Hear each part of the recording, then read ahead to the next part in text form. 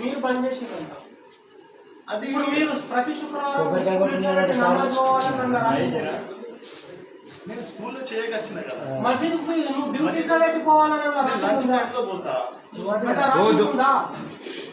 Lunch టైంలో కూడా డ్యూటీకి వచ్చిన చెప్తా విను.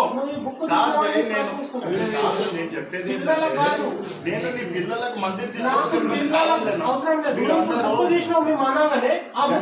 గణేష్ పండగ రోజు పిల్లలకు నేను పంపించినాను లేదా?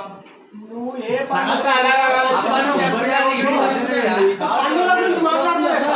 ఇప్పుడు నువ్వు ఒక మాట అన్నావు, సరస్వతి పూజ చేయొద్దా అన్నావు. నువ్వు శుక్రవారం నమాజ్ స్కూల్ ఇడ్సబెట్టి అన్న పోవాలని స్కూల్ వదిలేసిపోతే నా వ్యక్తిగతం. నేను ఇక్కడ స్కూల్లో ఏ రోజు కూడా ప్రార్థన చేయను కదా. నేను స్కూల్లో చేయను కదా. స్కూల్ డ్యూటీ ఇడ్సబెట్టి పోయేది రాసి ఉందా? నువ్వు పెట్టుకోవాలి శుక్రవారం లంచ్ టైం లంచ్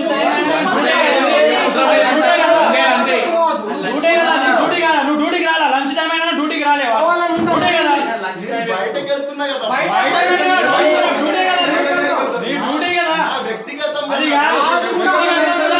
వ్యక్తిగతం హిందూ ధర్మం సరస్వతి మాత చదువుల తల్లి అని మాకు ఒక భావన ఉన్నది.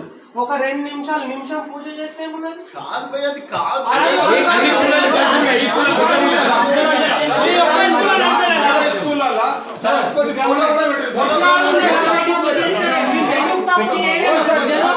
సరే